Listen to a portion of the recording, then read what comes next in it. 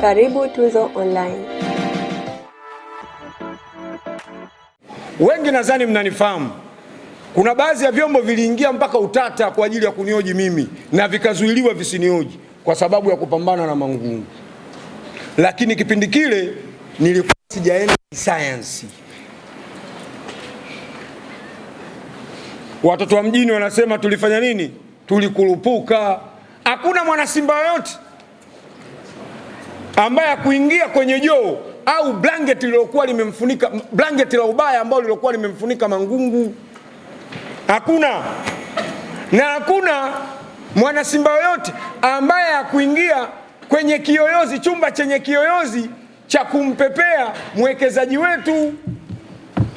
Na ndio maana mambo mengi yalikuwa kama amefanya nini? Yamefunikwa. Lakini ukiingia, ukitumia science, ukajiuliza swali, ukafanya observation, ukafata data analysis, ukapata data zako, basi utakuwa umelipata jibu lilokuwa sahihi. Kwa hiyo wengi sasa hivi tumetoka katika mlango huo wa kuamini kwamba Simba bila ya mwekezaji wetu, sio uwekezaji, bila ya mwekezaji tuliyekuwa naye sasa, Simba haiwezi kwenda.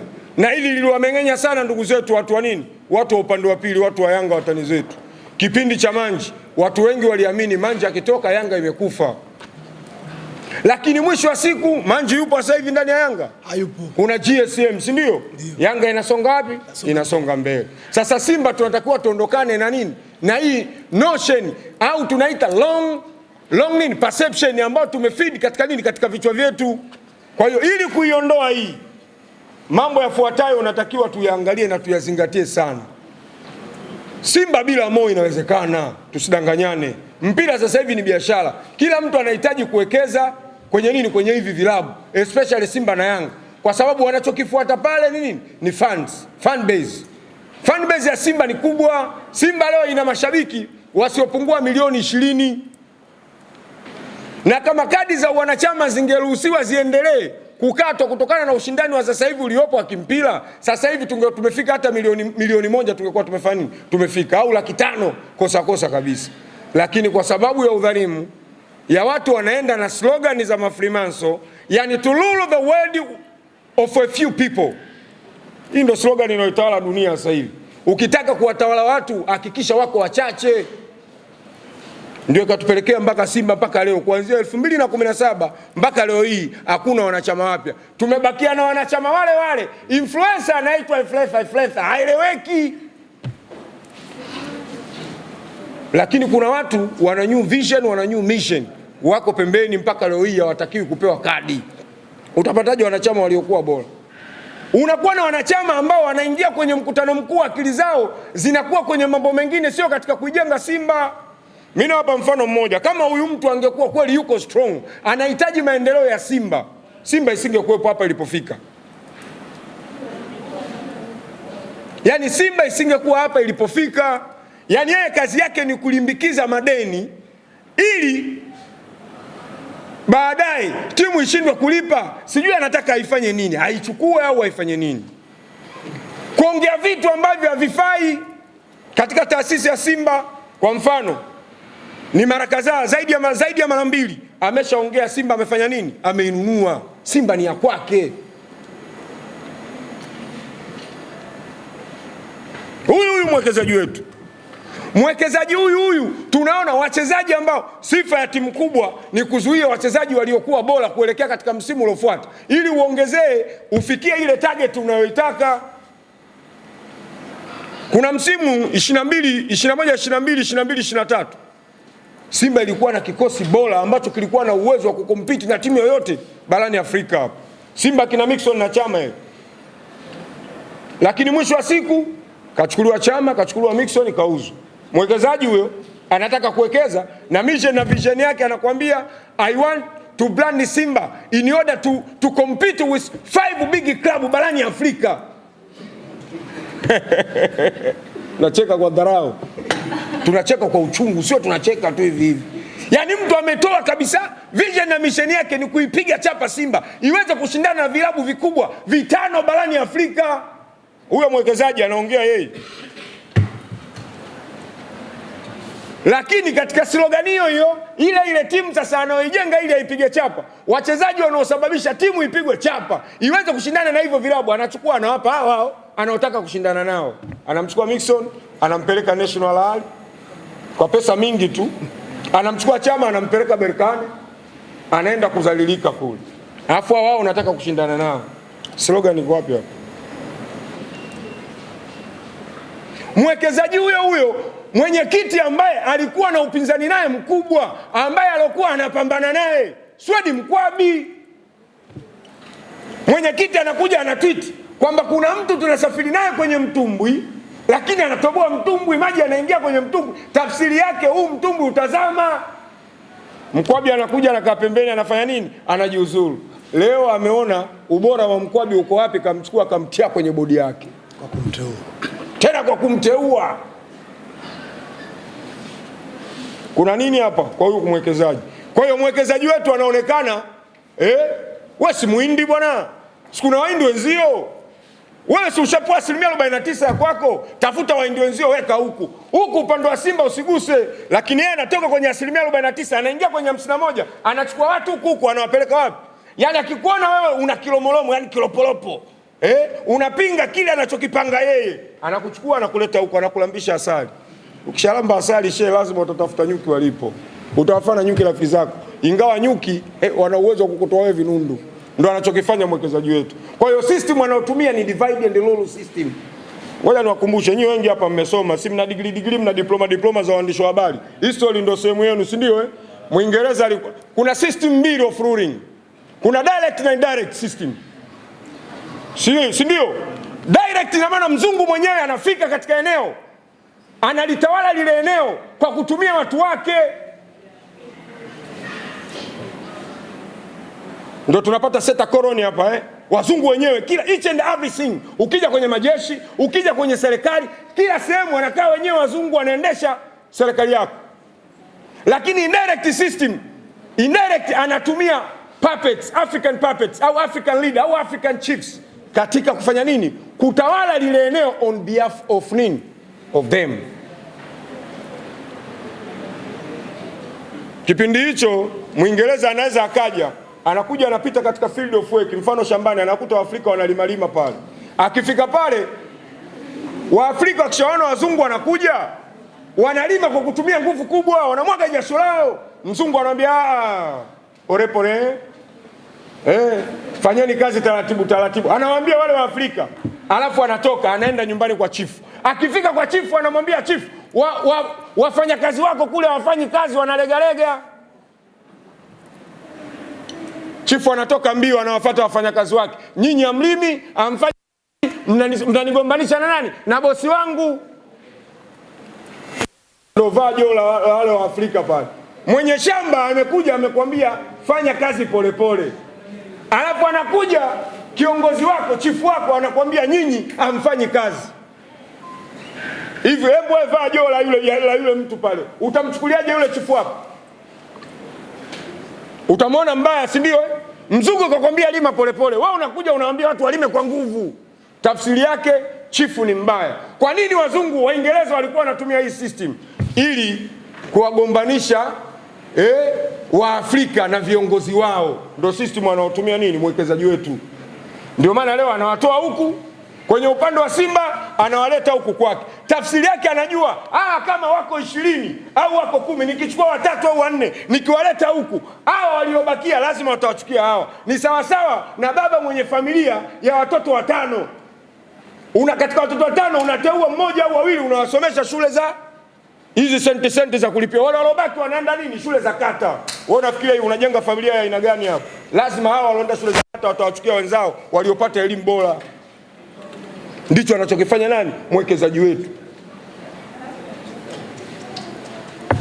Lakini kikubwa tunachokiangalia sisi, tunaijengaje Simba?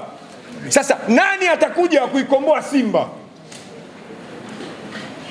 Ina maana ni mwenyekiti ambaye atakuwa na makucha marefu ya kuja kuikomboa nini? Kuikomboa Simba. Mwenyekiti ambaye mwenye msimamo, na alikuwa akigundua tu kwamba wewe una msimamo, tayari lazima anakuvisha jobaya. Ni sawa sawa na paka. Paka ukimweka nyumbani, si ana uwezo wa kukulindia panya. anawakamata panya, panya wanakuwa hawepo ndani ya nyumba, si ndio? Sasa ili paka uwawe anaitwa nini? Anapewa jina, anaitwa paka mwanga. Mbwa akitaka uwawe mtaani anaitwa nini? Mbwa kichaa. Ndicho kinachotokea nini? Kinachotokea kwa mwekezaji wetu. Kwa hiyo mwenyekiti wetu sasa amevishwa nini? Amevishwa joho baya, na hili limetengenezwa na baadhi ya vikundi vimetengenezwa. Kila kinachotokea ndani ya Simba ambacho ni kibaya, asukumiwe nani? Asukumiwe mwenyekiti wetu. Mwenyekiti asiweze kupambana na huu udhalimu unaoendelea katika kutaka kuizuru nini? Kuizuru Simba. Lakini kama mwenyekiti wetu angekaa katika mstari anaoutaka yeye, haya yote usingeyasikia, mwenyekiti angeonekana bora. Leo kwa mfano Dr. Mo aliongea hapa, Simba inawaajiri watu, walioajiriwa ni watu 28. Katika watu 28 waajiriwa 27 wote wametoka upande wa nini? Wa asilimia 49.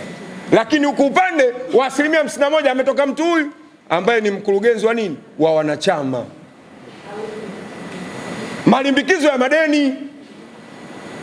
Ili niweze kuichukua hii timu kirahisi, tuwalimbikizie madeni hao. Kila kitu kinaandikwa. Kuna mwaka mmoja aliongea Isa Masudi, watu wote tulimuona mbaya. Mimi mwenyewe nilikuwa mmoja wapo, nilimshambulia kweli kweli. Kwa nini anamgusa Mo? Jamani, hakuna mwana Simba alikuwa mbaya amkubali Mo. Isa Masudi aliongea, jamani, huku mpaka hela za mchicha zinaandikwa, hela za mchicha. Umepewa hela ukanunue mchicha kwa ajili ya kula wachezaji, boxer, zote zinaandikwa. Tulimuona yule bwana anatuongopea. Lakini leo juzi alitoka hapa front. Kweli anaidai Simba, anasema bilioni ngapi? 87. 27 akatukopesha 60. 27 akatupa 60, anafanya nini? Anaidai hela yake. Na mpaka sasa hivi dokumenti ziko mezani, sio anatakiwa asaini hilo deni.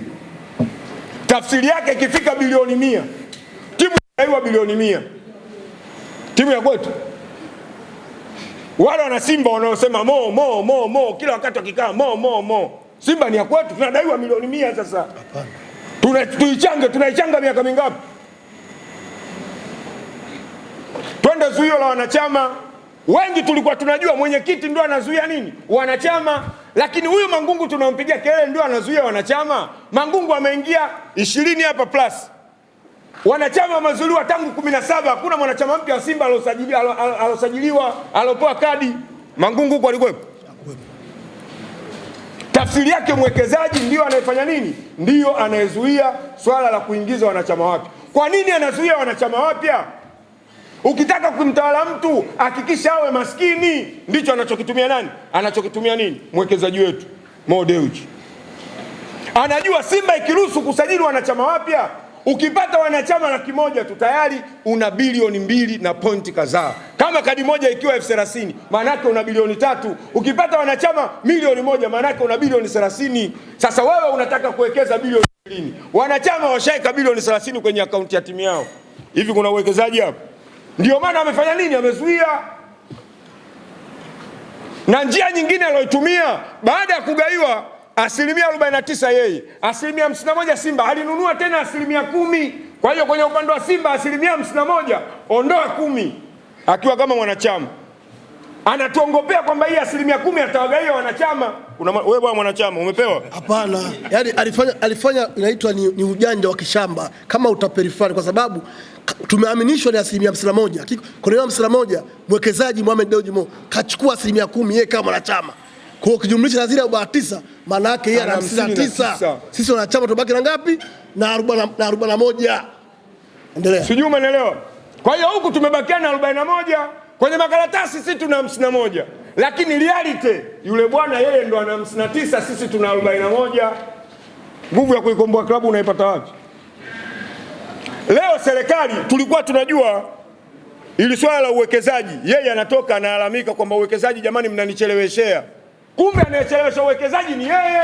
Serikali ishatoa maagizo vitu vitatu vikamilike katika katiba ya Simba, vibadilishwe. Vikishabadilishwa katiba uwekezaji tayari umekamilika. Vitu hivyo ni vipi? Kitu cha kwanza, ukomo wa wanachama ufutwe. Wao waliweka ukomo wa wanachama mwisho wanachama 50,000. Na mimi ndo mtu wa kwanza kuongea, na ndo kilichonitia jela. Nimekaa siku 4 Central Park. Ukomo wa wanachama 50,000. Simba ina mashabiki zaidi ya milioni 20. Leo tu wanachama mwisho 50,000. Na wanachama ni pesa. Kwa nini uitaki hii pesa? Tafsiri yake Tukishakuwa na pesa nyingi, maana yake yeye tutamdharau. Yale magoti kama wanavyotaka ndugu zetu wa Hindi yatakuwa hayapo. Sijui umeelewa hapo? Kwa hiyo kitu cha kwanza ni ukomo wa wanachama. Kwanza uondolewe, wanachama wapya wasajiliwe ndani ya Simba. Serikali inaagiza hiyo through BMT. Kitu cha pili, mwenyekiti wa bodi atoke upande wa 51%, ndio wenye nini? Wenye hisa nyingi. Hivi kama mwenyekiti wa nani wa bodi kama angekuwa Mangungu, hayo yote angekuepo, tungekuwa tunapiga kelele. Asingekuepo, tungepepea mno. Hilo nalo hataki. Cha tatu, serikali imeagiza ili kusiwe katika kumtegemea mtu na mtu kuilingia klabu isipotee, lazima wawekezaji wawe wangapi?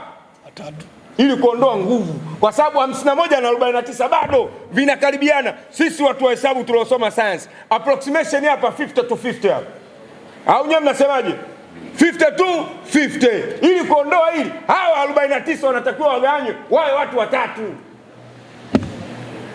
Huyu 12 point something, huyu 12 point something, huyu 12 point something. Nguvu inapungua, kwa hiyo 51 inakuwa ina nguvu. Huyu bwana hataki. Akataka kuleta mashirika yake anaoyajua yeye, anakuambia kwamba hawa ndio watakuwa wawekezaji wenzangu, lakini jina la kampuni bado ni lile Metri. Leo unapozungumzia Mokola, ni kiwanda, lakini ukiingia iko ndani ya Metri. Unapozungumzia sabuni ya Mshimbi iko ndani ya Metri. Unapozungumzia chochote utakachozungumzia cha Momo viko ndani ya Metri, ndio kampuni mama. Nimekataa hiyo. Tuliwalaumu sana watu wa nini? Wa FCC, Fair Competition Committee. Serikali ina macho marefu, na ndio maana imeunda hivi vyombo kwa ajili ya kusimamia haki za watu katika masuala ya uwekezaji. Tukawa tunawalaumu wale jamaa walivyozuia ule uwekezaji. Kumbe maskini ya Mungu wanasimamia maslahi ya Simba. Nayo akagoma. Ndio maana kipindi kile cha uchaguzi wakatengenezwa watu, yakatengenezwa makundi kwenda kupiga kelele ule uchaguzi, ule mkutano uishie njiani, ili haya mambo matatu yasifanye nini? Yasipite. Kwa uelewa mdogo sasa wa wanachama wa Simba na mashabiki wa Simba, kweli bado tunaendelea kumwimba nani? Kumwimba Mo, lakini boss kila siku yeye anapiga kelele, yeye anapata hasara tu. Jamani, niwafundishe kitu. Faida ziko za aina mbili, kuna direct na indirect profit. Direct profit, mic hii na inunua shilingi 50,000 na user 60,000, hapa faida yangu 10,000. Indirect profit hii mic wewe izalawe, sometimes nyewe mnazisahau mpaka kwenye matawi yetu mnaziacha, lakini hii ndio inaendesha maisha yako wewe, hiyo indirect kupitia hii mic. Leo unapozungumzia kukua kwa Mo Dewji na kampuni zao ni Simba kabisa. Sio lazima upate eti Simba ingize milioni 50, wewe kupe milioni 20, Simba ibaki na 30. No. Umepata mileage ya wana Simba. Hakuna mwana Simba asiyejua kwamba ukinywa Mo Extra kuna madhara unayapata. Lakini leo unakuta mtu tunakunywa mpaka 4 kwa siku. Yaani pale imeandikwa usinywe zaidi ya 2, lakini nakunywa 4. Lakini what I know, I'm going to support my boss. Silali mie bila kunywa Mo Extra. Nikitaka kufanya tendo na mke wangu lazima ninywe Mo Extra. Hii yote tunajua tunamsupport nani? Bosi. Lakini mwisho wa siku yeye anakuambia anapata hasara. Hivi Mo wa 2014 kurudi huko nyuma na Mo wa sasa hivi 14 kuja huku mpaka hapa tulipofika wanafanana? Hapana. Tofauti. Kabla ya uwekezaji Mo alikuwa anamiliki trilioni 4 kushuka chini. Sasa hivi anamiliki trilioni 8 na upumbavu. Lakini progression yote ameipata kupitia nini? Simba Sports Club. Na sio yeye, hata ukienda kwa GSM, mtafute GSM kabla hajaingia Yanga, hapo mtafute GSM wakati uko Yanga. Wanafanana? Hivi vilabu vina watu wanashindana. Mtu wa Yanga, mimi nikimwona mtu wa Yanga kashika maji ya GSM, mimi natafuta maji ya nini? Ya maisha au maji ya nini? Ya masafi. Ndio tunavyoishi sasa hivi. Na tunapiga propaganda zote ili vitu vya bosi wetu vitembee. Umechapishwa mpaka unga umeandikwa Simba ngano. Watu tunanunua unga wa bosi wetu. Kuna unga wa Azam, kuna unga wa Azania, lakini tunatafuta unga wa Mo ulipo ili kumsupport nani bosi. Wewe unasemaje unapata hasara? Na kama kuna hasara si uache. Uliimiliki Singida. Singida ndio timu yako ya kwanza kuimiliki, ilikuwa ya kwako, mali yako. Mbona kaiacha? Singida ipo? Haipo.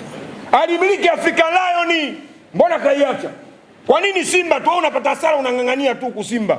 Kama timu inakutia hasara tuachie timu yetu.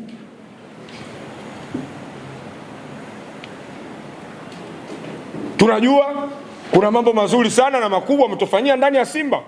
Simba ilikuwa ni sawa sana tonge la nyama na pande la nyama limekaa tu hapo pembeni. Hamna mtu anaolihitaji, linang'ongwa na nzi. Umekuja umeliokota, umelisafisha, umelicharachana, umelibanika, limeiva. Kula sasa. Sasa ili ulile, ili unatakiwa upate kachumbari, upate nini. Sasa wewe kachumbari uzitaki, unataka utafune tu hilo nyama hapo halijaiva vizuri. Kwa hiyo haya yote tunajua umetufanyia mengi makubwa, lakini Simba inahitaji kuprogress, kuendelea, ili tuendane sasa na slogan yetu.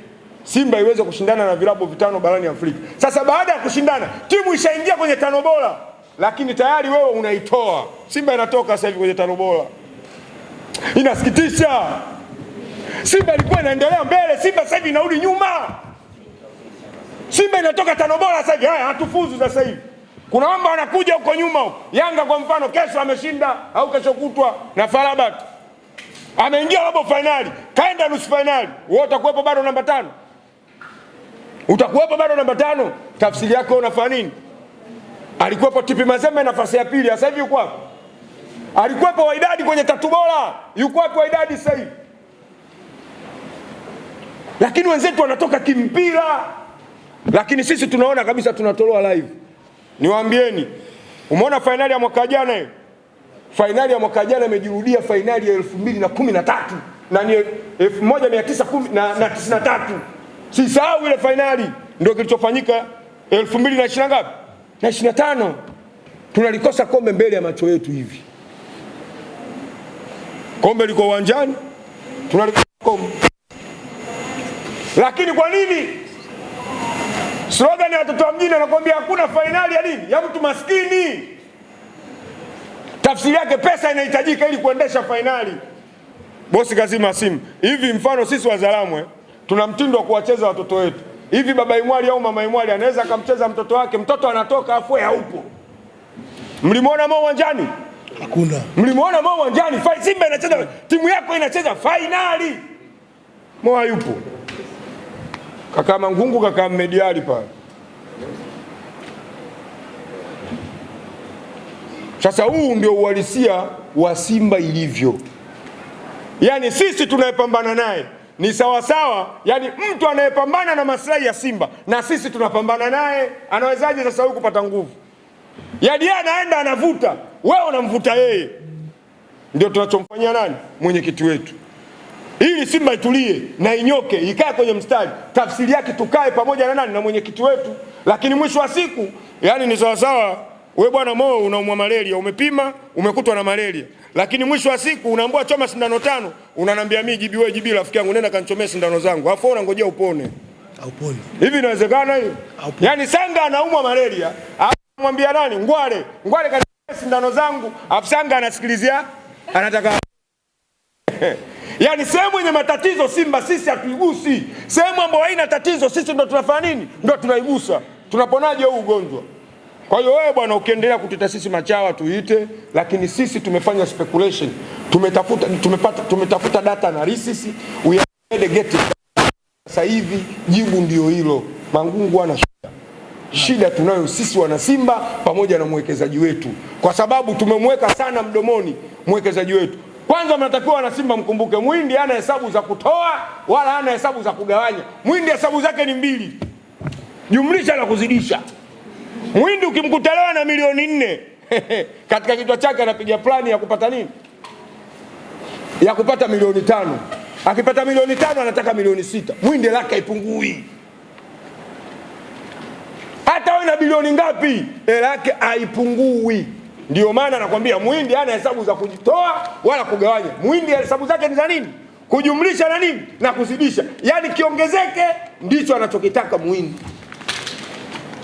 Sasa wewe mwana Simba, hii elimu tulotoa hapa, ukitaka ichukue, ukitaka nini? Iache. Na ukitaka kuita chawa, ongezea neno pale kama anavyosema ndugu yangu Kisugu, chawa Pro Max. Lakini kwa maslahi ya Simba si tuko tayari kuvishwa hilo joo la uchawa, lakini tunachowaambia, mfano kama mimi bwana, siwezi nikawa na rafiki kama Jeruti afu nikawa chawa Mangungu. Umsemo unatakuwa uende nao na ujue. Siwezi nikawa na rafiki kama Jeruti, nimesoma naye, alafu mimi niwe chawa wa Mangungu. Nenda kaangalia status yangu. Lakini kikubwa tunazungumza ukweli, mwenyekiti hana shida. Leo hivi mfano haya, nakuja sasa. Hembu Mungu si anaadhibu watu kwa kutumia mizani. Mabaya anaweka kushoto, mazuri anaweka wapi? Kulia. Alafu anaangalia wapi kumeelemea ndo anakutia motoni au nini? Peponi. Sasa tuangalie mazuri aliyofanya Mangungu. Mangungu anaichukua Simba mkataba wa jezi milioni 600. Sasa hivi mkataba wa jezi shilingi ngapi? Bilioni 30 na ngapi? Na 8.5. Yaani kwa mwaka ukigawanya unapata bilioni 7 approximation. Mangungu huyo, wewe unayemuita nini? Unayemuita mbaya. Mangungu anaichukua Simba mkataba wa front hapa kifuani ni milioni 800, milioni 900 SportPesa. Kauongeza ule mkataba, kaja Mbeti kaongeza mpaka ikafika bilioni 3. Sasa hivi ni bilioni 6 Betway. Mangungu huyo. Mapato ya Simba yalikuwa bilioni 5.8, sasa hivi mapato ya Simba bilioni 24. Inaitafuta 30 sasa hivi. Shida sisi tunaangalia nini? Matokeo. Na haya matokeo hamjui kwa nini yanakuwa mabaya. Matokeo yanakuwa mabaya kwa sababu ya kumpigisha shoti Mangungu. Kwa sababu watu wanajua kabisa upande wao kwa 49% hautoguswa. Timu ikifaulu wanasifiwa 49. Timu ikifeli anatupiwa nani? Mwenyekiti wa wanachama. Na wakati huo mwenyekiti wa wanachama, mchezaji gani kasajiliwa na Mangungu? Au siki kwenye usajili, kamati ya usajili yote iko huku. Anayetoa hela usajili yuko huku. Anaendesha timu wote wako huku. Waajiriwa wote wanalipwa mishahara huku. Anayezilisha mishahara posho wote wako huku upande wa 49%. Mangungu yeye kakaa tu maskini ya Mungu. Anachofuata yeye sasa hivi anafuata katiba ya Simba ibadilishwe ili Simba iwe katika nini? Katika mstari. Kwa mambo ya kupigia mstari wana Simba ambao wote tutakuwa tupige nao kelele ambao anawapigania mwenyekiti wetu. Ni mambo hayo matatu. Ukomo wanachama uondolewe, wasajiliwa wanachama wapya, tupate new vision and mission. Cha pili, katiba mpya hiyo pitishwe. Cha pili, swala la wawekezaji, lazima tupate wawekezaji watatu. Kuna watu wana mabilioni ya fedha wanataka kuja kuweka. Simba leo sio timu ya bilioni 20. Leo kimwamsha Mo anakuambia nimewekeza Simba bilioni 20. Simba yakuwekeza bilioni 20. Simba inaingiza bilioni 24 kwa mwaka. 0.5. Lakini uwekezaji bilioni 20. Sasa ustuki wewe, akili una. Cha tatu, mwenyekiti wa bodi lazima atoke wapi? Upande wetu 51%. Haya yote asingekuepo haya. Yaani yeye ndo aizinishe. Anatakiwa mchezaji wa bilioni 1 toa hela hapo. Kila siku tunadanganywa tumoka ongeza bilioni 8 kwenye usajili, bilioni 9 kwenye budget. Simba inaingiza shilingi ngapi? Mbona tuambiwi? Tunaambua sisi tunadaiwa. Haya makolokolo mpaka Manara anatuita sisi makolokolo FC. Haya makolokolo yote shilingi ngapi? Yanatuingizia sisi shilingi ngapi? Hela za Simba zote zinaenda kwa nani? Simba inaingiza bilioni 6 front wrap. Bilioni 7.5 mtengenezaji wa nini? Wa jezi. Kuna mikataba yeye mwenyewe hapa kwenye mashindano ya kimataifa, Mokola hii hapa Mokola. Shilingi ngapi? Kuna Mo Foundation huku tumewekewa mkono huku nyuma ya mgongo. Shilingi ngapi? Tumekubali wote kutukanwa, tunavaa tu. Shilingi ngapi hivi vitu vyote? Na maana havifiki bilioni 20 hivi. Sasa yeye anaongeza hiyo bajeti ya shilingi ngapi? Wachezaji wenyewe wao unaambia 8 ile. Mimi nilikuwa na mlomba Mangungu. Lakini mechi ya tarehe 8 ukipata undani wapi? Unaweza ukalia. Wataka hela zao za kafu, finali washacheza, hela walizoahidiwa kuanzia nusu finali, robo finali zote hawajapewa. Wanaambiwa subirini. Bosi hataki kutoa hela, wanasubiri hela ya kafu. Mpaka tarehe 22 hakuna hela, 23 hakuna hela, 24 ndio wachezaji wanapewa hela zao. Yaani hela za kafu ndo zinakuja, yule bwana kuidhinisha naye hataki kutoa zile hela. Zinakuja, hela zinatolewa ndio wachezaji wanapewa nini hela zao tarehe 24. 25 unacheza na Yanga, unaweza ukafunga Yanga wewe. Unajua Yanga vizuri. Yanga wanaendelea na mazoezi mwezi mzima. Sisi tunahangaika na finali, wao wanafanya mazoezi. Yaani ni sasa na mwanaume anakula mkongo, anakula mikaranga, anatafuta nazi, mbata, si nini. Anakula tu, vifurushi anatafuna. Hapo ukutane naye. Wewe umekaa tu ufanye mazoezi yote unamsubiria. Tarehe 24 usiku wachezaji ndio wanalipwa. Wengine washaondoka ndio wanarudi na magari yao. Na wamepewa robo tatu, robo bado. Robo akaambiwa atalipwa kabla ya kuondoka kwenda kwenye mechi. Inafika muda kwenda kwenye mechi, hela hamna. Wachezaji ndio wana mwenyekiti anawakusanya wachezaji, twendeni. Wachezaji hawataki. Yeye anakuambia msipeleke timu. Serikali inasema peleka timu. Wewe unaweza kupinga kauli ya rais wewe. Sasa wana Simba mimi nawaambia. Mimi nawapa mfano mmoja tu. Mfano mmoja ambao wanatakiwa waujue, namalizia.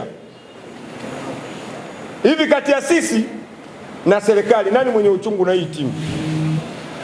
Simba haizulumiwi wala Yanga haizulumiwi. Kamuulize mtu fulani alisema anaidai timu fulani bilioni 14. Alilipwa? Yupo? Hivi yule kweli angekuwa sio mtu sahihi, Mangungu angekuwa sio mtu sahihi ndani ya Simba, saizi hayupo. Simba ina wabunge, ukenda bungeni kwa katika wabunge 250 na kitu, nusu ni Simba. Mawaziri hao unaweza kukuta nusu ya baraza la mawaziri ni Simba. Waziri mkuu ni Simba. Mangungu anaweza kaizulumu Simba? Mangungu anapigana na maslahi yetu na sisi tuandamane na nini? Na mwenyekiti wetu ili tupiganie maslahi ya Simba. Tusiangalie matokeo kwanza. Matokeo wanampigisha shoti Simba ifanye vibaya ili avishwe je ubaya tupate kumtimua waeke mwenyekiti anataka wao. Na ndio maana walikuwa wanaforce uchaguzi. Kwa nini wanaforce uchaguzi? Kuna mgombea wao wameshamuandaa ili aje akae pale aendeshe mambo, arudishe tena nyuma. Zile process anazoendelea nazo Mangungu zirudi nyuma. Na ndio maana mimi kwa akili yangu ndogo hata hamu ya uchaguzi sina. Kwanza uchaguzi unapoteza hela. Mangungu apepewe, asimamie maslahi ya Simba.